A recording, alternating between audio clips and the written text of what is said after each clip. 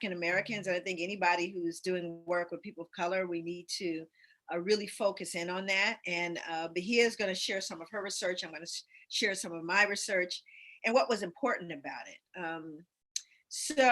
I'm not going to share my screen yet, but I wanted to talk a little bit about Henrietta Lacks. As you know, last week I was had a moment about that, and I understood that that very day that two companies have come forward. One a smaller, kind of more symbolic gesture, and the other I think is a large insurance company. I'm not certain, but I know that there are two people who have said they are going to get funding to those families, and specifically to Henrietta Lacks families who were denied everything. So I'm really pleased that people stepped up. It was as though they heard me, but I really think that it was something that was horrific what happened, and immoral, and I'm glad that somebody saw that it was and that they were going to try to make a difference. Well, there she is. So glad you could join us. Hello. Well, first of all, did you start early? We did not start early. You are almost 3 minutes late. I feel like we might have started a little bit early. Oh, Alex was on today to help us. I see. Of course. Thank God Alex was here to help us. Well, I was just talking to Saida. Saida was said that you were extra small for some reason. I was what? You were extra small. You're like miniature. She's like, I don't know what's going on. Okay. Well, I'm not. I'm not. But I was talking about Henrietta Lacks and the fact that two companies have come forward. And are going to get some funds to the family, which I think is really a wonderful. I think you need more light where you are. Why are you in the dark? Late? I'm dark. Yeah, you're like in a cave. Hold on. That is so weird because I have the little ring thing up here. Is that better? Yeah, it's a little better. Can you turn the ring up? Turn it up. Oh, see? Yeah, you were just kind of like in a cave. Okay. But it's also still light outside where I am, so. Well, it's not light outside where I am anymore. So. Okay. So we said Henrietta Lacks, and you know that you tell them that next week we're doing men's health. We have three. Go ahead. We have three physicians. Well, one a general physician, one surgeon, and one chiropractor, and possibly a psychiatrist or a psychologist who will join us. Black men who are in the fields of health and medicine, who are going to talk to us about men's health. We really want to talk about the mental, physical, emotional well-being of Black men, especially right now during this time. And they're going to give us some tips and strategies on maintaining our wellness in general, but also specifically for Black men. So that will be next week. So make sure you guys tune into that. So I was explaining that we're going to be talking about our research and the importance of doing real targeted and specific research around African Americans, and that we need African American scholars and researchers to begin to look into our experience, and particularly for our health, mental health, and physical health. So we were going to kind of share a little bit about what we looked at. And I'll have you go first, Bahia. Oh, really? Yeah. The late girl gets to go first. That's interesting. Well, you all know that I was raised by an activist clinician person, Dr. Joy, known as Mom to me, which people keep reminding me I keep saying, but I'm sorry. I can't be calling her Dr. Joy all the time. That's weird. It is, So I've committed myself, and I'm going to say this live so that I have accountability. I've committed myself to this weekend completing the writing of my dissertation so that hopefully in a couple of months, you will have Dr. Joy and Dr. Bahia. Wouldn't that be nice? I'm at the very end. I can't want to do it. So I'm trying to so I can want to do it this weekend. It's hard. Yeah. It is hard. I have to when you get down to the wire, that's where people end up staying ABD forever. Yeah, because you don't care. I have to go to work. I have to, cook and for my family. I have to, do other things. I don't have to write this dissertation. So now I'm going to make myself kind of want to do it this weekend. So there you go. Wish me luck. everybody in the family thinks you have to do it because we've all been there just trying to get you over the line. So, Okay, so I will tell you about my research and excitingly how your goals and research, I really believe when you put out into the universe what you really want to do, there are all these other things that can actually happen from that inspiration, right? I think that whenever your inspiration is to help or heal people, all kinds of other things will come out of that that you don't expect if that's your goal, right? So, Mom will talk about her research, but of course, I was inspired by her research into African American male, um, you know, identity, violence, all those things that were kind of popping up in our community around and alarming our community about what was happening with Black boys. I was a child and family therapist in the foster care system for a number of years. And I was seeing consistent patterns develop with the girls that I was working with, the Black girls I was working with. And in particular, mostly white therapists, social workers, psychiatrists, psychologists, everybody that they came into contact with, including their foster parents, were white. And what did that mean to either enhance or further exacerbate their mental health issues? And so I started really wanting to examine the social cultural implications for how I should deliver my service. And so that started to let me kind of see how some of what I've been trained to do as a clinical or community-based social worker, how those things, get away. Sorry, these children act like I'm not doing something. Oh my gosh, they're yelling at each other, playing music. Anyway, just what it is. But what I started to realize was that there were things that I needed to address that were outside the scope of what their diagnosis was, or that they were diagnosing them with things that really were things that should be culturally fixed. So a quick example, this is what inspired my work. So there was a girl that they said was oppositional defiant. If you don't know what that means, just means that you go against everything that any authority figure says to you, parent, anyone else, teachers, that she had some schizoid tendencies, that she was depressed. I mean, all these different things that they kind of labeled onto this girl who was 14. And I said, well, how do you know this? Like, what are and they were basically like, well, she fights people every day. And I was like, well, that's an action. We don't know the root cause of that. Let's not overly diagnose her without knowing what's the root cause of why she's fighting. Let's get to that. So after a series of sessions with her, we got down to the point where we realized that she was fighting every day because she was living with a family who didn't know how to take care of her hair. That would be neglect, okay? And was going to school where the white kids and the Black kids were making fun of her and she would fight them. So the etiology of her issues had to do with a lack of care in the home she was in. Instead of paying attention to the fact that that was the root cause was neglect for her personal hygiene and needs, that became part of how they were pathologizing her. And so I started to think about what are all the other ways that happens. And so I started to kind of in a rogue therapeutic way, approach things very differently with my clients. And that led me into researching more strategies for how to really strengthen and encourage and uplift and inspire Black girls in foster care. So my whole research area has been with girls, Black girls. And my focus was, how do I make Black and brown girls feel better in the skin that they're in? And then ironically, I started making a skincare line that literally helps people feel better in the skin that they're in. So that is how that got started. So are you going to share a little bit of your research with us? Okay, just tiny bit. So my research area, just really quickly, was really on the experiences of African-American female adolescents in foster care system in white cities specifically, because that's going to be a little bit different than African-American girls in foster care in cities that are more diverse. And so I did some focus groups with African-American women who were in the foster care system as children and youth, to kind of pull out the themes of what harmed them, what helped them.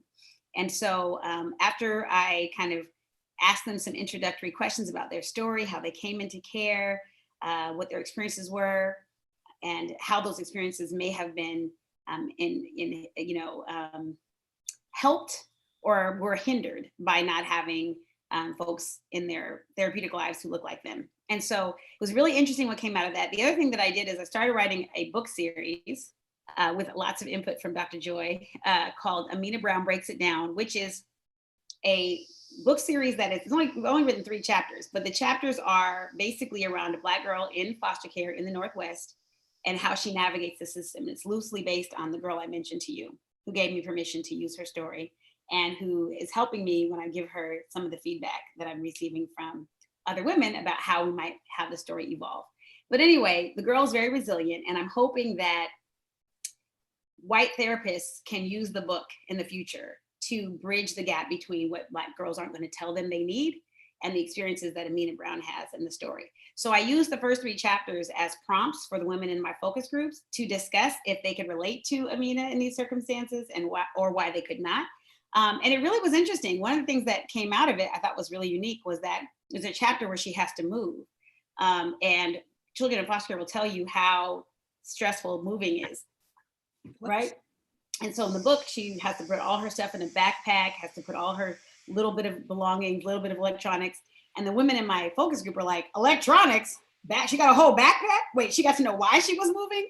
So there were so many layers to what happened with this particular girl that were actually unique, that the women that were in the focus group were like, you never knew when you were going to leave. You didn't really know why. Your stuff maybe got there a week after you got there. Maybe it was in a garbage bag. You didn't have any electronics. So these are all things that that experience, they didn't bring it up themselves, but the story surfaced, which I thought was helpful. So I just have to kind of write up that study. I'm bringing out the themes that came from that, having, because there was one woman who did have a Black caseworker. There was not a Black caseworker. She was with a Black family that was abusive, and that she thought that had she had a Black social worker, she would have caught that there was something wrong. But because they were like, oh, we got them with a Black family, even that was harmful because the social workers didn't pay attention to what was to be a normal cultural interaction between her and her foster parents. And the last thing I'll bring up that really came out of that group was one of the women in the group was talking about her brother and how he was like a genius and he was always in super advanced classes. And when they moved around a couple of times, one of the things that happened to him was they didn't want to put him, they didn't know where to put him. So they put him in juvenile hall. And he realized he'd been an isolated Black kid in all these classes. He's like, oh, here's where all the Black boys are. And she said that experience, he was put there because they didn't have anywhere for him to go. But it changed the trajectory of his life. And she said from that point on, he was in and out of jail. Whereas before he was in honors classes, 2-3 grades above himself. And so I thought about those types of stories and how you have so much potential and so much promise in a kid. And then, this horrible experience takes him in a totally different direction. And so the themes that are coming out of this are giving me some really good material for recommendations for the social work profession, mental health profession. People don't do a lot of research on us because they don't really care that much about us. So we don't have national models that everyone should use when working with, or cultural considerations that everyone should have, or culturally sustaining practices. And we talk about culturally sustaining practices, we're talking about practices that sustain you culturally, not long-term, sustain you over time, but that sustain you in your culture. That like, these are things that you consider when you're asking me about a new placement, who might do my hair, what kind of, what kind of church services or religious practices do they have? Like these things that you will be sustained by. They don't have those kind of considerations for our kids, in particular in places where all of the systems are dominated by kind of a Eurocentric model. So that's what I'm excited about. I'm gonna kind of want to try to write it all up this weekend. So excellent. I'm going to really be encouraging you to do that. My research,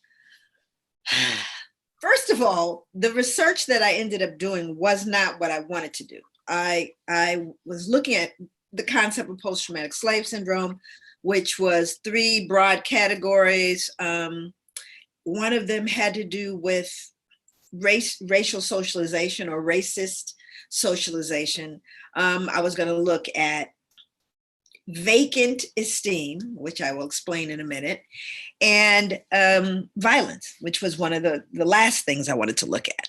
So when I brought that to the attention of my committee said, no, we don't want you to look at vacant esteem, which is what I wanted to look at, because that's not a social problem. That's what they told me. It wasn't a social problem. And I was a little confused by that. And they said they then defined a social problem for me. And a social problem is a social problem if significant numbers of people believe that it's a social problem, or significant persons believe that it's a social problem. And it didn't meet that criteria. So they said, we think you should look at violence. Well, no surprise there. That's a concern that, a huge concern that white people have about Black people, that we're violent and we're going to attack them or something. And that's never happened. But so I looked at violence. So I'm going to show you a little bit about why, what that research looks like. But the reason I wanted to look at vacant esteem, the problem was that when I talked about vacant esteem, there's only so much literature and data and research out there about self-esteem. And it's along a continuum. And there are different categories of esteem now. I think they kind of woke up to this, but they weren't able to get to, I could not find a scale that existed that spoke to the esteem that I'm talking about. I'm not talking about low and high, which is all that they look at. And then they make judgments about what high is, and what low is, and which is good or which is bad. Because, I've met plenty of people with perfectly high self-esteem that aren't not good people, and people who are supposedly having low self-esteem that are incredible people. So I was having problems with it because I couldn't find in the literature at the time anything that spoke to what I was talking about, which had to do with a broader construct of the self. It wasn't, I can't do as many chin-ups as my brother, therefore I have low self-esteem. That's not what I wanted to look at.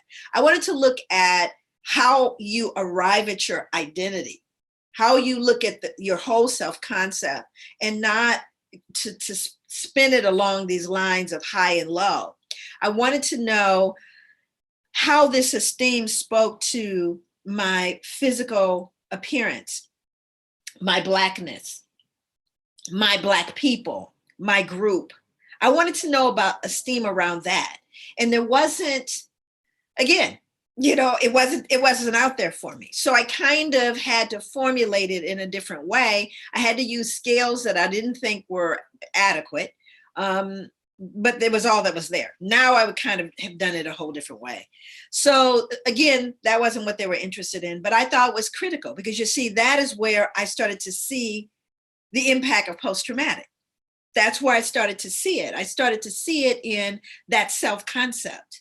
And it doesn't really fit narrowly into a self-denigration or self-hatred or internalized. It didn't fit neatly into that. And I knew it didn't, but I couldn't quite figure out what to do. So I decided, I would had to do what the committee said. First thing I wanted to do was to look at those three things: racist socialization, ever-present anger and violence, and vacant esteem. But I wanted to actually compare it to a place called Onverwacht in South Africa. When I traveled to South Africa, I visited Onverwacht, which means the unexpected. That's what it means in Afrikaans. And it was an amazing experience for me. Gosh, I just realized I have footage of it. One day I'll figure out, I actually do, I have it all on. I'll try to figure out how to show some of that video for you when I was there. But what was amazing and striking about Onverwacht was the fact that when you walked in, when you came into the town, it felt like you were in the antebellum South. You had even the way the women tied their hair up, the things they were wearing, their names, Margaret and Mary and all, which was unusual because I'm in Africa. I mean, where did that come from? But these were enslaved. The actual ancestors of these folks were enslaved by the Dutch in this place. This is actually in South Africa. This is in South Africa. It's in South Africa. And they were left to die, actually, because they had very few resources. The Dutch, kind of just left them, and they didn't fit anywhere. So they didn't speak anything except Afrikaans. They had lost their tribal language. Their names were, again, Mary, Gilbert, Betty. These were the names that were given them. So when they went back to their tribes, they didn't recognize them. They didn't know the language. They didn't know the families. So they were disconnected on that level. They didn't speak the language. And then there was apartheid. So they were actually placed in the political position of colored, which is not just have to do with your skin color or race, so to speak, but it had to do with politically, there was nowhere else for them to fit. And so when I went into this town and I met with the people, very poor village, and what they were most proud of was how much education they had and or their children. It was all, the only thing they thought about was that their children should be educated. They wanted them to be educated. It was the answer. At the same time, as I observed the children, I saw something I didn't see in other villages that are equally as poor, but were very deeply embedded in terms of the culture. So it's too dark. That's why I turned it up. I get dark. What's happening? My husband's helping me. It got darker. Yeah, I turned the light. He made me darker, but he turned it back up. He didn't. It's okay. Always doing something. Damn right. Okay. All righty. You know what though? I wonder if that's a phenomenon on a side note of people coming and turning out lights. I like light. That happens to me all the time. Does it happen? I don't know. People just come in and turn out the light. I'm like, did anybody ask you to turn off the light? Sorry. My husband's in earshot of this. I just want you to know. I'm just saying. He says it's a woman thing. So anyway, I like the lights. he don't know. So what I was saying was that the other thing I observed was the children.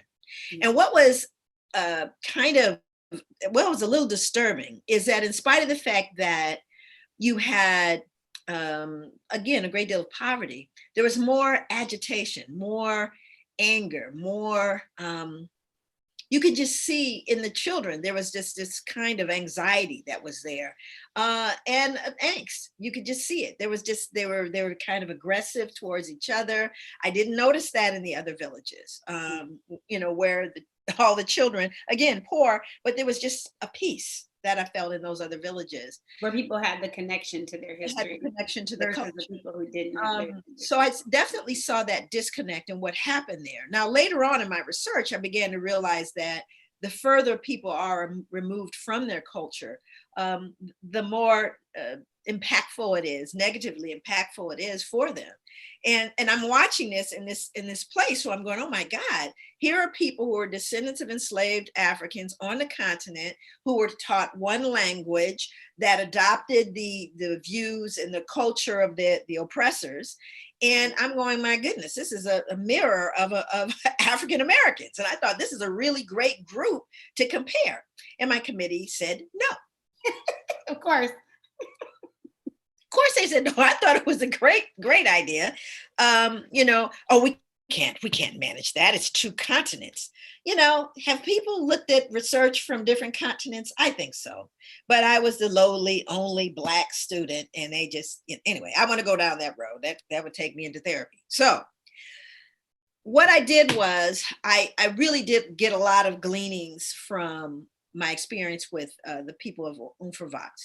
I also noticed something really different in terms of what you didn't see in the antebellum South. Mm-hmm. There was, in spite of all that,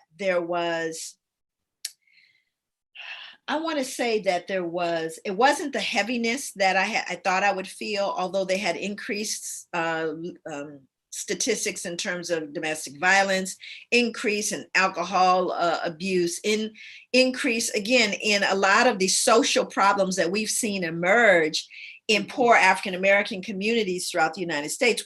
So I'm watching this in this space, but it was the one thing that they were connected to was the actual land itself, which kind of lended itself to a sense of calm. And that was unique. But again, I couldn't spend a lot of time because I was told I couldn't spend time on that. So I turned to the area that they were most interested in. The other place I would have actually looked was racist socialization. Violence would never have been my first or second pick. Okay, I was very deliberately not wanting to go down that road because there's so many assumptions about it. It was already, the water was already muddy with all the adolescent, juvenile, detention centers popping up all over the country. And I just, didn't want to be a part of that. But once I got in, I got all the way in. So I decided, and I'll share my screen and share with you my research. And let me see, where do I want to start? Okay. So part of what I wanted to do was I wanted to look at the use of violence. That's what, I was going to look at. And I'm looking at 200 African-American males between the ages roughly 14 and 20. That's the age group, 100 of whom were incarcerated in various correctional facilities in the Pacific Northwest, and 100 of whom were not, but who were from the very same zip code area, the very same, socioeconomics, everything was the same, except one group, the 100 that weren't incarcerated, were involved in culture-specific activities in the community. They were in rites of passage programs, faith-based programs, after-school programs, some local agencies or youth organizations they were involved in, really just positive African-American activities, and everything about it was constantly having an exchange with them and their community and their families. The others, of course, were incarcerated. So now let me. It's bouncing at the bottom. Why is it bouncing? Because it's ready for you to open. I didn't do it. Listen, I didn't do anything. Okay, so let me look for this, and I would say respect, maybe. I'm trying to find a slide, that's all. See, that if this was me, I just need to point out that you'd be telling me that I was ill-prepared. Look, hey, it's been a long day, shoot. Oh, it's all good. Here it is. Oh, there we are. Look at that. So now I go to the slideshow. From current, yeah. Current slide. See, I did that already. Okay. Very good. Very good. So now let me make this small, move it out of the way.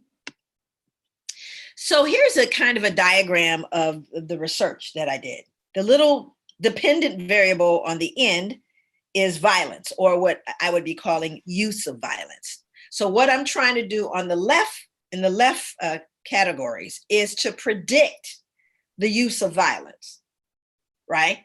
Mm-hmm. So that's the whole point of the research, was to kind of say, how can we predict the use of violence or the non-use of violence by African-American youth? 100, of course, incarcerated, 100 that are not.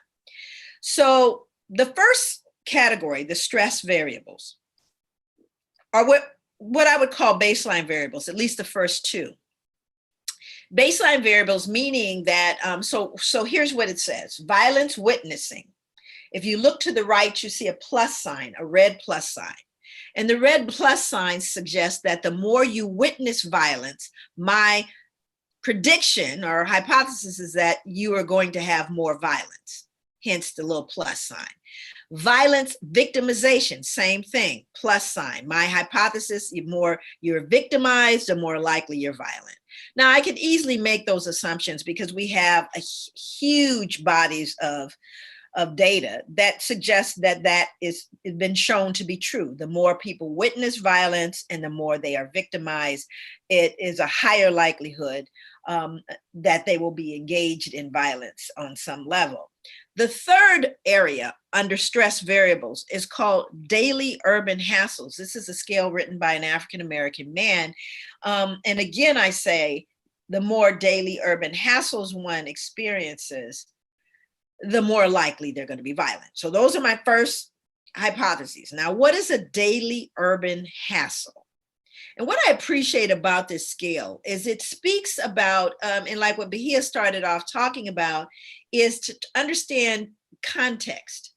How are people living? Where are they living? And what does this have to do with the environment that I'm in? So a daily urban hassle would be. Whose scale is this, by the way? The daily urban hassle. Do you know whose scale it is? Yeah, I will actually get his name. I have to go back and look in the literature. I want to be able to give it to folks if they want to. Sure. Yeah, you can actually just look it up, Daily Urban Hassles. I'm Oh, sure there you the go. name will Yeah. pop up. But again, this was many years ago that I did this research. I'm curious about doing it again and wondering how it'll show up.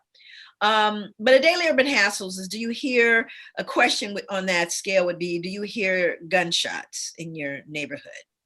Do you hear sirens? Do you try to find a safer route home from work or school?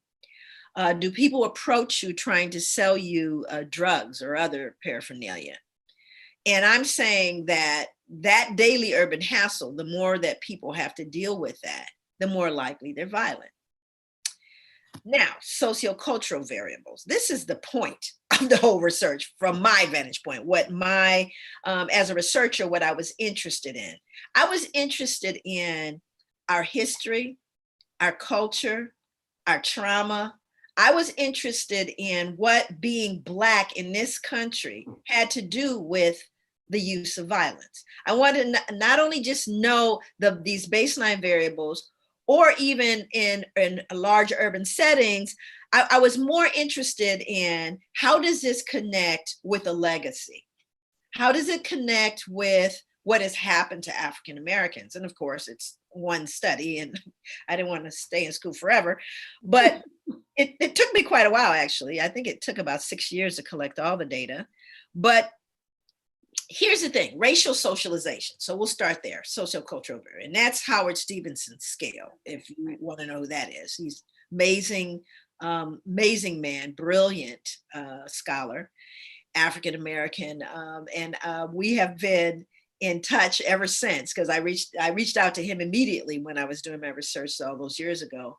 And he was just very forthright, and it was just a wonderful experience. But my theory here, my guess, my prediction is, the more racially socialized a Black boy is, now you see this little green minus sign. I'm saying there's going to be less violence. More racial socialization, less violence. Did you explain what racial socialization was? I'm getting ready to do that. Oh, perfect. So now racial socialization, racial socialization is deliberate, conscious knowledge being transmitted to people, young people in particular, about their culture, about their history, about their family, about their Blackness. So I'm saying that the more we are deliberate. Now, some people are of a mind, out of sight, out of mind. Like, I guess if you don't talk about race, we won't know we're Black. I don't understand. But some people, their idea is, well, I think maybe you just shouldn't talk about race. I just think maybe, are you kidding me? Right? But that's trauma. I think people do that because they're afraid that if you bring something like that to the forefront. I've had people who never spend time with anybody other than Black people tell me I shouldn't talk about people who aren't Black ever, because that's rude and wrong, but they don't ever interact with anybody else. So say that again. You said this. I've talked to older Black people, when I start talking about racism, or I start talking about disparity or inequities, who go, now that's not okay. We're supposed to all love each other. Don't start bringing up bad things. And I'm like, hold on. You don't even spend time with anyone else.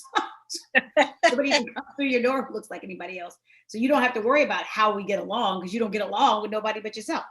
So so I do think that some of that has to do with people feeling like if they're putting it in somebody's mind. Like, it's like we're saying racial socialization, we're preparing you. Other people look at it as, I'm bringing this negativity on you to where you're going to adopt this negative thinking by telling you that it exists. Right. And racial socialization is not about socializing everyone about what's negative. It's about understanding and embracing yourself in a whole way, which means that we didn't just show up in America. Our reality didn't begin here. So we got to go prior to slavery, not slavery, but prior to slavery. We lived and had cultures and experiences and, institutions and civilization, right? And so it's about equipping your children and these families with an understanding of who they are. And I really felt very strongly that the more we are deliberate and intentional, and included in this are all the practices, of child rearing, practices, of spiritual practices. All of that is part of racial socialization. So it's basically something that we do, that someone gave a name to, that we do anyway. Right. But I'm saying, let's be intentional. Let's be deliberate. Let's take these young men from this community and engage them in positive racial socialization. And I believe that if we do that, we're going to have less violence. Now, the last scale is a scale that I wrote, which is the African American Adolescent Respect Scale. Now, this particular scale became a part of this research a little accidentally in some ways, because I was waiting as I was looking at all the scales, the witnessing, victimization, hassles, and socialization scales. I said, there has to be another linchpin, something that connects this that's different. So I did a pilot.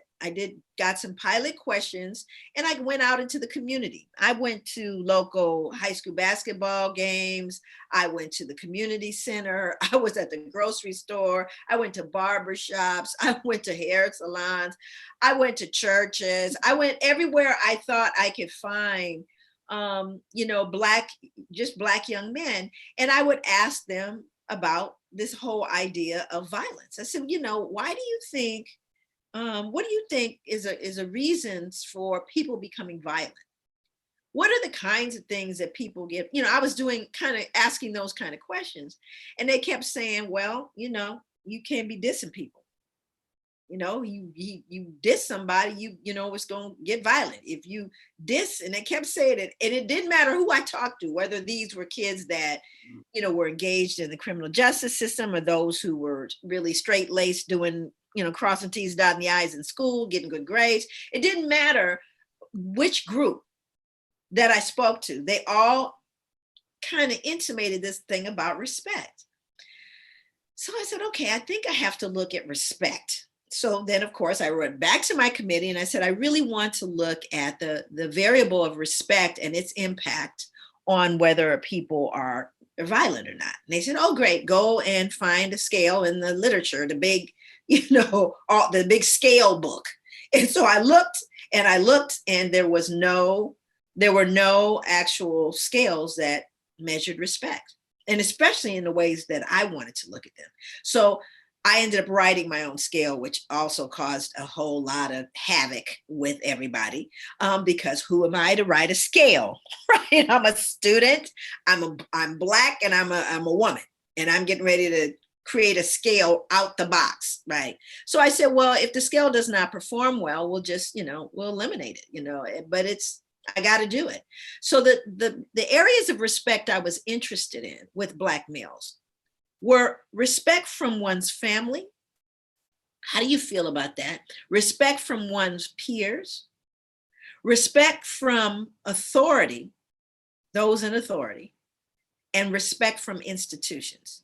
Those were the 4 areas of respect I was interested in. And my hypothesis, my guess, was that the more respected African-American male youth felt, once again, you have the minus sign, the less likely that they would be violent. But the opposite is also true. The more disrespected that they feel, the more likely they're going to be violent. That was what I believed. So I did a linear regression analysis, a stepwise linear regression analysis, and all my hypotheses were correct, all of them. And all of them were statistically significant. Period. So, what? I'm sorry? Period. Period. Okay. Period. That's what Naime would say. My daughter always says that. When something is emphatically clear, right? That's what she says, period. Period. All okay. of the scales, she was right. Y'all were wrong. She knows about Black people. Y'all don't. But what it means to be statistically significant is that it's not likely that we came up with these results by chance, that they were really strong statistics and, they're reliable. And so I was at that point, now I want to know, at this point, I want to know, well, when we start talking about respect, and I'm pretty sure, I'm trying to see if the next, I'm gonna go back, I'm gonna go to this one. a matter of fact, I just ran across Willie Boskett's.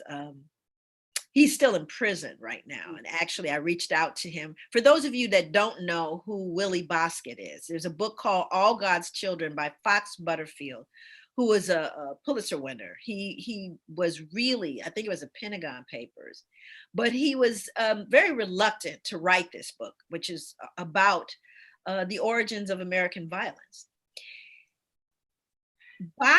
Willie Boskett is the individual that is responsible for youth being tried as adults. New York was the first to emerge with that. It's called the Boskett Law. And now, you wonder how all of a sudden we went from, you had an adolescent criminal justice system and you have an adult system. And then you had youth tried as adults. Well, Willie Boskett is the reason for that. Willie Boskett is currently serving 3 consecutive life sentences in upstate New York. I reached out to him because I read the book and I learned more about him. Here's what Willie Boskett basically did. He reached out to Fox Butterfield because he realized that he's in there for murder and horrific stuff. But the thing about it is that he came from a long line of extraordinarily bright people, very smart people. I would venture to say probably his ancestor was a genius, at least 1 or 2 of them. And what he found out is he wanted to stop his niece and nephew. They seemed to be getting in trouble and he was concerned. So he reached out and he said, he said to Fox Butterfield, I know that there is something wrong with me. I don't know what it is. And they won't let me look because, he was in maximum security. And he was, I think for many, many years, he was, if he may not still be in isolation. He was so violent. He would eat light bulbs and all kind of stuff. He was just kind of really out there. Anyway, he's asked him, would he look into his family? And that is precisely what Fox Butterfield did. He looked into the history of Willie Boskett's family all the way back to slavery, where they found one of his ancestors, I believe it was Pud Boskett, who was renowned for being very intelligent, very kind, very well liked by anyone who came upon him. And what happened was his owner, he was enslaved, and his owner sold his wife and children away. And he completely lost it. And from that point on, all the Boskett males, every single one of them, grew more and more enraged, more and more just violent in a lot of ways. So what happened when Willie actually spoke with Fox Butterfield is he says, you made me. He told him, he says, you made me. This system created me. And it was just really interesting. And I think it really, it kind of blew Fox Butterfield away because he was like, I don't want to get into this thing. And he's a prisoner and it's violent. He didn't want the drama. But these are his words in the actual beginning of the book. He says, the story of Willie Boskett, what emerged was not just a portrait of the Bosketts, but a new account of the origin and growth of violence in the United States. Violence is not, as many people today presume, a recent problem or a peculiarly urban bane. Rather, it grew out of a proud culture that flourished in the antebellum rural South, a tradition shaped by whites long before it was adopted and recast by some Blacks in reaction to their plight. The records also show that the vast majority of people put on trial for violent crimes in antebellum South Carolina were whites. The slaves were thought to be a gentle people. Butterfield describes 2 forms of violence common among the upper and lower classes, and these are white people. One was called the knockdown dragout. Now, I used to remember my dad saying, oh, that was a knockdown dragout. He'd say that, and I never knew it was a thing. I just thought it was something my dad said.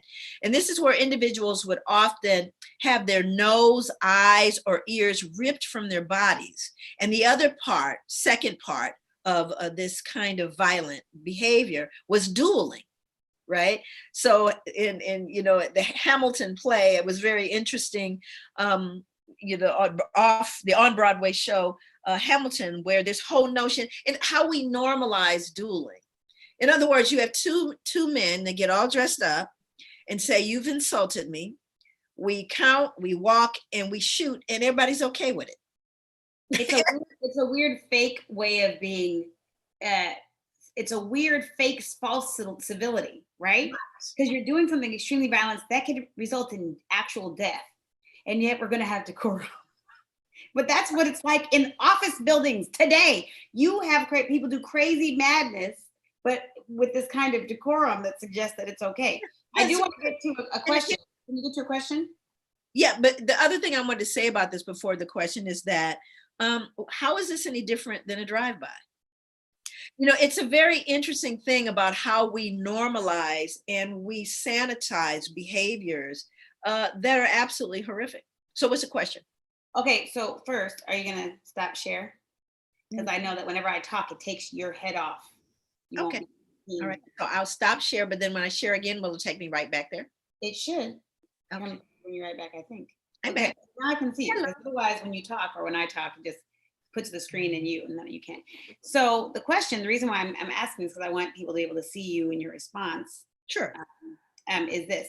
So we got a question from LZ Badger that says, Dr. Joy, you have so much love from your community, and I think he also meant for your community, but also from your community. You are loved here in Milwaukee, one of the racist cities in the Midwest. How receptive are white and other ethnicities to your work? And I would add, and do you care? No, I was kidding. Well, it's really an interesting thing. My work, I started doing this back in 2005 and doing actually research even before that. So this has been around for a long time, a long, long time. And I can report that I would venture to say that 98% of the response that I get is positive. I'm going to add positive or neutral. Yeah. Well, I would say that people don't necessarily arrive at her training or her talk with that mindset, but because, and I think everyone can agree, we've been to the right on sessions where they're like, the man has done us so wrong. And it's not fake. That's true. The man has done us so wrong. But it can be wiped under the rug as emotionalism. And it often lets people off the hook where they can say, oh, I'm such a good person. I just took that spanking for an hour and it was just, I'm still smarting. Oh, ow. But they love the spanking because they get to feel good about themselves and do absolutely nothing to correct their behavior or their systems. But I think when they come to mom's talks or her presentations or her trainings, it's built in historical fact that is indisputable, right? You can't dispute history or facts or laws or policies or procedures or experiments. There's nothing that you can dispute about that. So what happens to people when they get there, I mean, whether they love the content or not, they can't deny it. And I think that's where they know they look like idiots if they try to counter you. Well, I don't know that. And again, I have always had to say to people when I started the work, there was a lot of concern. I mean, there were concern from Black people as well. What is this going to do? How are people going to perceive us? Is this pathologizing everybody? There were all of these questions and I had them too. I had no idea. All I knew was I had to write the book. I knew that I had to, for myself, put this story together from beginning to end. I'm going, what happened? I need to know more about what happened. And I need to know more about how what happened is impacting how I think and feel right now as a person. And then I need to look at how this has impacted the group, people as a group. And that's, that's what I was looking at. But the purpose, the whole goal, the whole time was healing. The whole time, my whole thought was, if there are things we don't understand that we need to learn and we need to change, then let's do that. Those of us that aren't struggling, those of us that are not kind of beaten down by all of this stuff, how can you help? How can we all come together in our own individual lanes and help move us forward like those that came before us that did what they did? They stepped into the gap, they did what they needed to do, and that was it. They handed the baton to us. So I felt like that baton had been handed to me and I needed to take it to the next level. And there are people who are now taking it to a whole nother level beyond what I will be doing. So part of it is it's been very well received. And Bahia does make a really good point, because I didn't care whether what, if they didn't. I mean, I'm like, okay, this song isn't about you anyway. And at the end of the day, I want to work with the people on the ground who don't get to have this exchange, that may not go to a talk, or may not even know about it. I want to be able to reach people however I can, wherever I can, and to help them feel good about themselves, and to love themselves, and to embrace themselves. And if there are issues there, to help them to learn how to move past that. Right. So I'm trained in a lot of different ways. But at the same time, I'm just like everyone else. And I wanted them to know that we all start the same way. There's nobody above you or beneath you. We are in this, and we're doing the best we can with what we know. So when But back to a question about this, I'd like you to mention, because I think in the beginning I was saying, when your goal is healing, when your goal is to uplift people, there are also unintentional consequences that can actually be really great. So I would like to know my own self, and well, I kind of already know, but I'd like other people to know what has been the most surprising or gratifying or confirming thing that this work and this research has brought to you personally. confirming. Mm-hmm. Wow. Oh my goodness. That's hard to answer, but I can honestly say I have had people from literally all over the world, who have reached out to me, to say thank you, to say, people I've got stopped in a in a parking lot, and a woman walked over to me, started crying, and hugged me. And she said, "Thank you for saving me and my son. I told him I loved him for the first time." And it was like, and she's just crying. People, have stopped me, homeless people from every walk of life. And they've said to me things that, my God, I can't even wrap my head around. But probably the one that stood out the most was, and it's in the book. Actually, I wrote it. I put it in the revised version. I didn't put it in the first book because it was just too fantastic sounding. It just sounded like way out there. And then I figured I have to tell the story because it really, I guess, like Ogie would say, it rearranged me. It rearranged me. And so what happened was, I was giving a talk in Chicago, and I was bored to tears, and they looked bored to tears, to be perfectly honest. They really did look bored to tears. But somewhere in the middle, and I actually hadn't written the book. I was talking about my research, my dissertation, and that I was considering writing a book. But that, I hadn't because I didn't have the amount of money necessary for me to take the time off to write the book. So I had decided, after I realized I didn't have a nest egg, I didn't have something I could just stop teaching, working, and write a book. I thought about it. Both my parents had passed away at the time, and I could just hear my mother's voice. You got a good job at the university. I was a assistant professor. You got a great, hang in there. That's the good job. And I kept thinking the whole time that, gosh, yeah, she's right. So I decided, okay, so I'm not going to write the book. I'm going to save money for maybe 5 years and stack it away, and then I could take time off. That was my thought. So now I'm back to Chicago. I give my talk. I explain my vision. I explain what it is I want to do. I talk about how important I think it is, and that, I'm going to take some time off somewhere down the road and write the book. So it was a standing ovation, when people were very, very well received, large number of African-American people in the audience. And in the back of the theater, which was a huge auditorium, I see this woman. It's an African-American woman, an elder. She looked to be like maybe 90. I mean, she was on a walker. She had a walker, and she was trying to make her way down the aisle to the front of the stage where I was. So as I saw her, I went back and I got on the mic. I said, "Please excuse me, there's an elder in the back of the room. One, you can stop. I will come to you. Please you don't have to walk another step. I will come to you. And everyone was very polite. They kind of, divided so that I could walk down. And people are talking around me. And so I walk up to her, and standing beside her are two young people. They look like they're maybe 11, 12, maybe. And they're there to help her. Maybe that's the great great grandmother. But every time they try to help her, she snatches her arm away from them, like, leave me alone, right?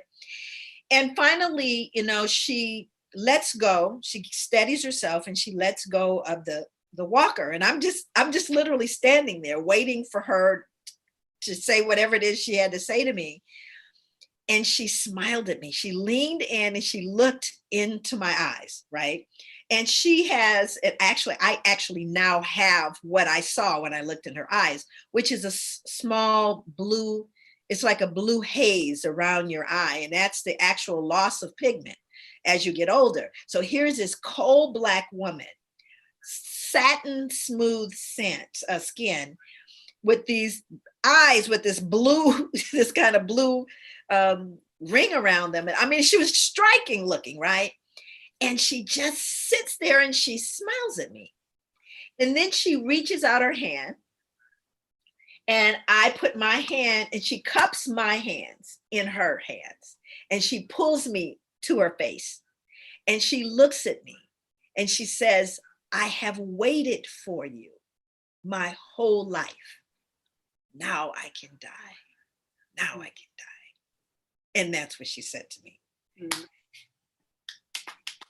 Well, you know what I keep thinking about lately, Mama? I've been thinking a lot lately about your parents, my grandparents. I've been thinking a lot about legacies, right? And that they were robbed of their opportunity to really shine because of the trauma, And yet they produced this woman who has healed and transformed the lives of so many people.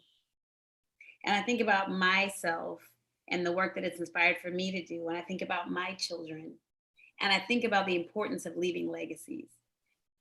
Even when the root or the origins are painful, Yeah.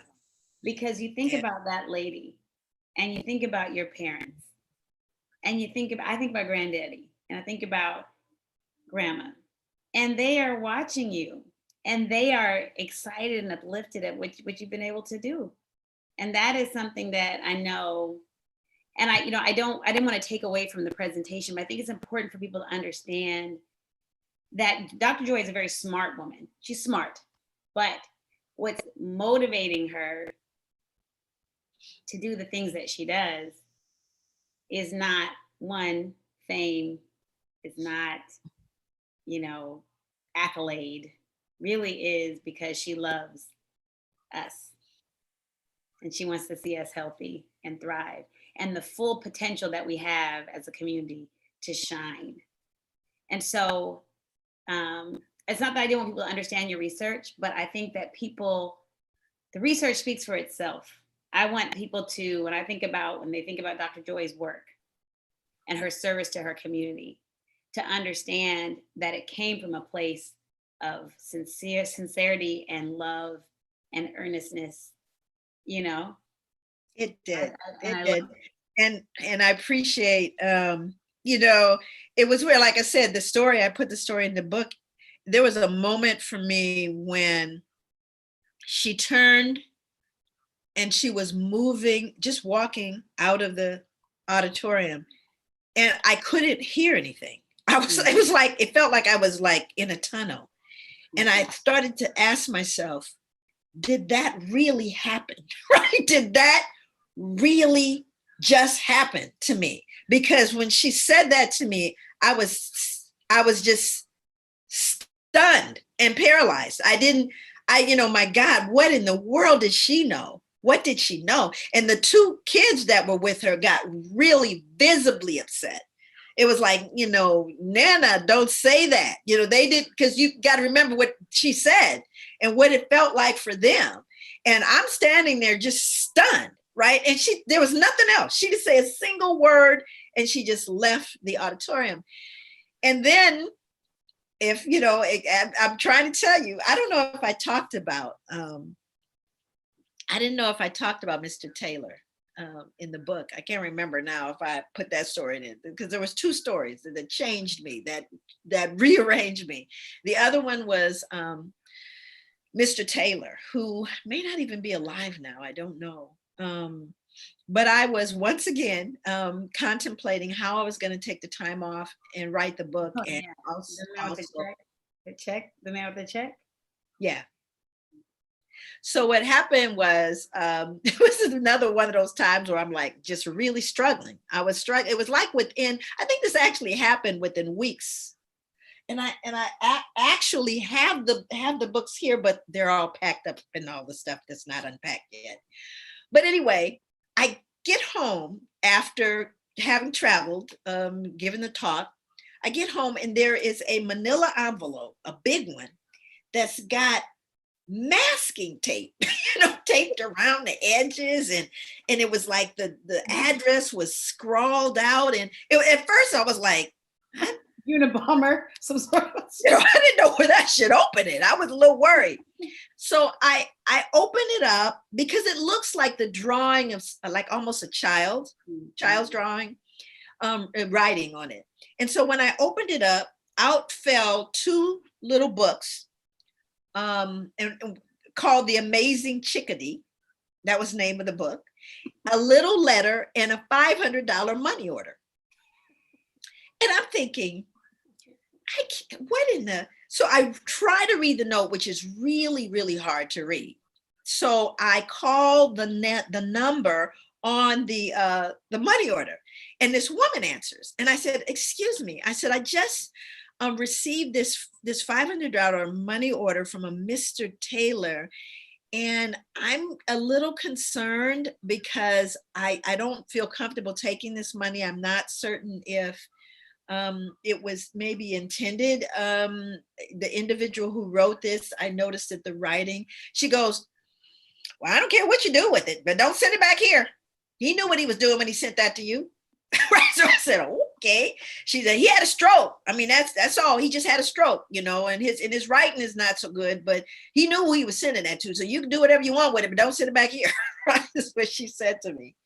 So then I take out the note and I start to read, and he's written it in kind of like block letters, and you could tell that it was just really, really difficult. And it took me a while. And I looked at the letter, and the letter said he had seen me on Like It Is, which was a show that I did in New York. And he said, "And I sent you that money order, this money." He told me about his whole family, how many kids he had, how long he'd been married. And he was really proud of, I don't think he had been married 40 years, and just really a wonderful story. And he said, "But I sent you that money order because I didn't want you to stop. I didn't want you to stop. I wanted you to go ahead, and I wanted you to write the book, and I wanted you to do it. And we need you to do it." And he said, he told me the story of the chickadee. And the chickadee is a little bird, but it's fierce. It'll attack anything. I don't know if it's chickadees that you see in the sky chasing those big birds, but he told me about this chickadee. And he says, "You're the chickadee." He says, "You're the amazing chickadee." He says, "And I didn't want you to ever stop." That's why I sent it. So I wrote the book, especially after those two experiences. I took the time. I didn't know what was going to happen, and I couldn't worry about it. I wrote the book. And I returned to New York to do one of the first book signings. There were 700 people showed up, 700 people. I think we were in, I remember that. we're in Brooklyn or we're in Queens. I can't remember. Brooklyn. I think I was in Brooklyn. 700 people showed up, and it was, I was blown away. So I was in a little room off from the stage, and someone walked in. They said, "I'm sorry, but excuse me. I know you're getting ready to speak, but there's a gentleman here. He says his name is Taylor, Oh. and he would like to speak with you. So I, of course, come out. I walk down, and he can't walk. Actually, he's got these really difficult crutches that he's using, but he literally can't walk without assistance. And he says, "I just wanted to see you." He says, "I just wanted to see you with my own eyes." Mm. And of course, I went into the auditorium and I asked several African American men to please come and help carry him in the room. And they carried him into the room. And from the mic, I said, "I could not have done this without him." And I told the story of Mr. Taylor, and they gave him a standing ovation. It's the last time I saw him, but. Isn't it amazing, Mom? Look at that. I mean, I love you so much. And this is why. I mean, you have so many people who are commenting and who have been inspired and touched by your work. And it's when I think about our ancestor, right? The one that was at like slavery year, you know, into slavery, what, maybe 200 years. They have tons of, history of everyone they've ever known or loved was enslaved. And everyone they will know, even at that point forward, will be probably enslaved. But the forward thinking of our ancestors, that quote people say, "I'm the dream and the hope," right, of the slave, or my ancestors' wildest dream come true. That's how I feel when I think about you and this work. And I think a lot of people just don't know my mother has an incredible, incredible, incredible heart. And I think that what we want people to know in terms of, we're over time, but what we want people to know is that in doing service and doing research and telling your stories, I don't know about Mr. Taylor's story. I don't know about what that woman's story was, but we can be guaranteed that it is a story of trauma and triumph and resilience and strength and sadness and faith and fortitude. And those people, we stand on their shoulders. And so whatever work that you do, my mom used to always say this, I don't care what kind of research you do, it better not be on the mating habits of gerbils. It better be on something about us and what's going to uplift us. And, I'd encourage anybody, if you have we all have a story, right? Tell your story, write your story. Even if it's for your own family, write your family story. What Mom talked about, those kids in Umvervok and the kids here in the United States, when I think about those little girls in foster care, trying to figure out how to write their own legacy, some of whom have never had that historical legacy, telling their stories. I've seen that just telling the story of Amina Brown based on the one client that I work with, who, by the way, just opened her own spa. Good for her. Portland area and Washington area. And I can say this, it's not her actual name anyway, but Lashed by Leilani. That is her spa she just opened, and we're super proud of her. But seeing her story even written loosely has done something for her. She cried and cried just seeing her story, and that story being used as a tool to help other kids has done so much for her. And so I think, we wanted to talk about the importance of telling your story, importance of knowing your history. I feel like if you don't know your history, make it up. Make up a story for your kids to feel like they can own it. We have a couple of stories that I find a little questionable in my family line. I'm like, is that really true? But I think it's still, there's a couple of stories that I've heard. I'm like, that don't really add up. And then we did some genetic tests. It don't really add up. But it definitely inspired me. Like I will say, my grandmother, and I don't know if this is true or not, my grandmother told me the story of one of her enslaved relatives who was known for having 2 long braids and who it probably had some sort of the long braids. I'm assuming with some fantasy about Native American blood, but we won't go there. I'm assuming that's where the long braid comment came into, they never said that, but anyway, she was supposed to be an enslaved woman who refused to be beaten and that she could run really, really fast. And so every time they would try to beat her, she'd run. And that the way that she was killed was that one day she ran and she was jumping over a fence and they cracked her on the head with an axe, and one braid went over one side of the fence and the other braid went. My grandma would say, one went, the other went, right? So yeah, this idea of, now I don't know if that's a true story or not, but it definitely made me feel like we will never take some BS from anybody. Like we will never, it's not even in my blood to take any of that, right? And like that built me up. And I don't even know if it's a true story, but I know that feeling that is my ancestor helped me as a kid.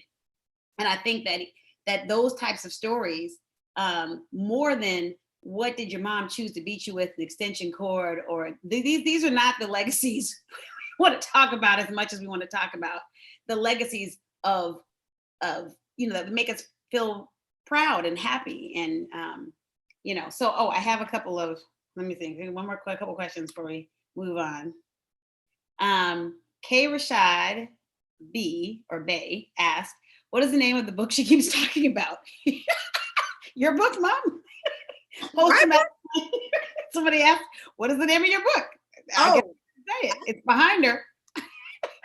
It's called Post-Traumatic Slave Syndrome, America's Legacy of Enduring Injury and Healing. The other book is called All God's Children by Fox Butterfield, about the Basket family. Anyway, I didn't expect to get emotional. I know, but it's emotional work. It's what it is. And when I tell people this and they try to get 5-finger discounts when she comes to speak, and I have to be the one to be like, no. But the reason this work, it's not just work to her. You know what I'm saying? This is her life's work. This is her purpose. So stop asking me for 5-finger discounts all the time.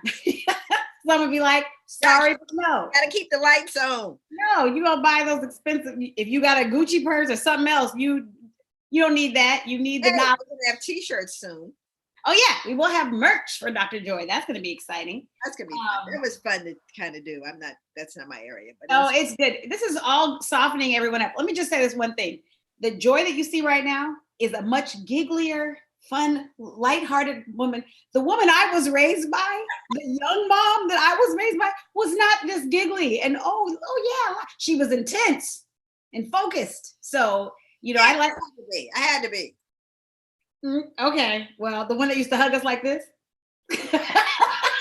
Tap, tap, tap, tap. So point is, I'm a real hugger now, and now I can't hug anybody. I know, it's terrible. Look at how far you've come though. But I think everyone should be thinking about, one, that it's never too late to start to tell your story. And now is the time. And it's healing. And the data suggests that telling your story is really, really important. And especially for children, it helps to moderate stress. It gives them a sense of hope and excitement. And it's just really important. And it doesn't matter what the story is. It doesn't matter if it's, baby, we had everything, we lost everything, and the house burnt down and your daddy went to jail. Whatever the story is. The best stories are the stories that are oscillating, that are highs and lows. And at the end, we're still all in this together. We're still all in it together. Right. So, but again, the research is important. What I learned from those young men changed my life and told me something about them. And I want to end with the last thing about respect. All right. So let me share again, and I'll close it out with this. Now, oh no, I do here. Okay. Look at that. I did it all right. We did it. So, this quote came from a book that was written by Rajan Prasad, Swad right there. I don't even know if I say his name right. But in his book, he wrote this quote, which really spoke to me because, of course, remember, I wrote the scale on respect, which, by the way, performed extremely well, and that it is being used throughout the United States, this respect scale. On my way to school, I saw a young brother on a crowded train eating sunflower seeds. Between his legs laid a mound of wet, disgusting sunflower shells that he kept enlarging by spitting on the floor. Though visibly frustrated and disgusted by his behavior, no one would dare challenge his position. An older white man motioned to him to stop spitting the seeds on the floor, and in response, he spat the seeds with much more animation than before, while effortlessly trying to stare fear into the old man. I made eye contact with the young man, and he said, "What?" And then I said, "What?" Believe me, in the world of powerlessness, this is enough for a shootout. He leered at me, then said, "I thought so." And I responded with my generation's favorite confrontation closer, "Whatever." Now we were both staring, sneering, flexing, profiling, and posturing at each other, refusing to yield the power we thought we had, creating two more powerless brothers in a confrontation over bullshit. Two intellectual amputees looking for the upper hand while mentally handcuffed. When Regine and I had a conversation about this, and I started, because we've seen this play out, and many of you that are listening, you've seen this play out. And of course, my question was, what is it about respect? What is it about respect and African-American men and boys? What is it about respect or perceived disrespect that produces this angst, this extreme kind of reaction?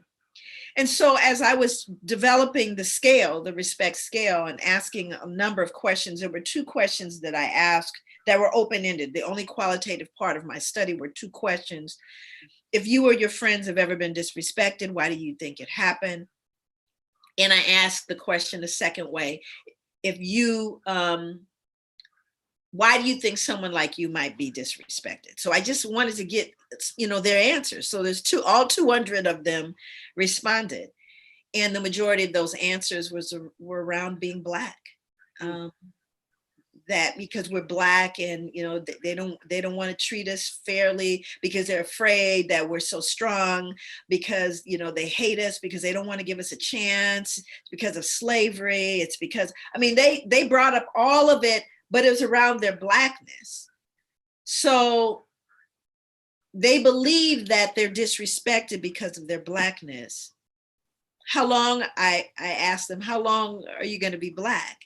And they will always be Black.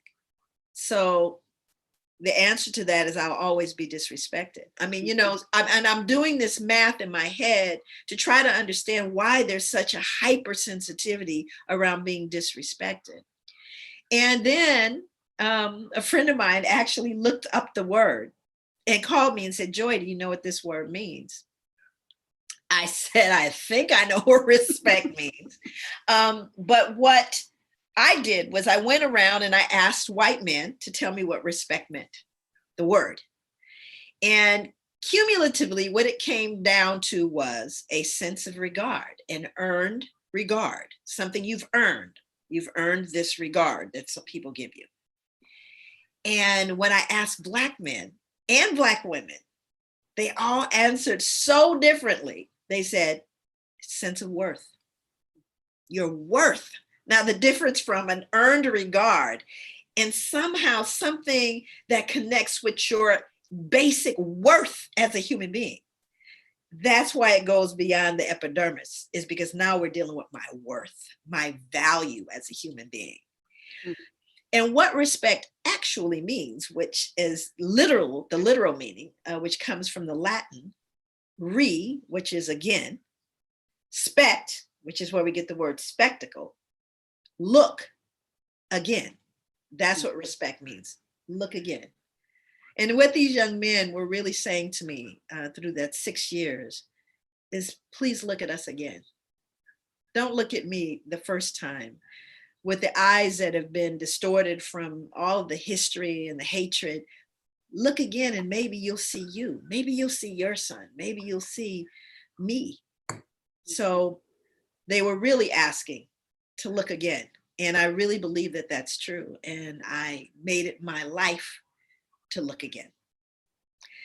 So And mine, looking again. And she's been doing this for this entire time. We're looking at our community with the eyes that we see you, and even when the world doesn't, or they try to say who you are, we know who you are. And so the more that we can do our research to bring that to light, so that it is not something people can deny, so it's not something that people can say they don't know, they can learn. And we have to learn, and we look at ourselves, look at your kids again, look at your mom again, look at your brother again, look at the kid who's always in trouble again, look at the guy who's in jail again. And sometimes you're going to see some beautiful qualities that they have. The movie Belly, a lot of people know the movie Belly. One thing I love about the movie Belly was that everybody who was bad wasn't bad, right? And everybody who was good wasn't good. How many people know drug dealers who also fed the community? How many people know folks who, had a drinking problem, but, loved their children? So I think we all have to give ourselves some grace, give ourselves a little grace. We're all here. We're still here, and that means that we're deserving intrinsically of being seen. So I love my bee. I love my mom. And I have to tell you guys, we see all your comments, usually a little bit after the fact because we're so caught up in this piece, but we so appreciate the love that you guys give us. It's hard out here. You know the song, It's Hard Out Here for a Pimp. Well, it's hard out here for a researcher. It's hard out here. Hard out here because nobody wants to look at us. So we all have to look at ourselves and tell our own story so they can't define us. And please be encouraging. I was saying there was actually a premiere of Invisible Portraits. One was last night, another one out of somewhere else in the world. But one of the things that I really want to communicate is that we don't have to agree on everything. We just have to agree on some basic fundamental things. And that is that everyone has the right to be treated with respect and dignity. That is not something we have to earn. It is what we're born deserving. And therefore, everyone doesn't have to agree with you. We're not one-dimensional people. We don't all have to, we can disagree and we can still love each other, and we can still uplift each other, and we can encourage each other. I think that's really important.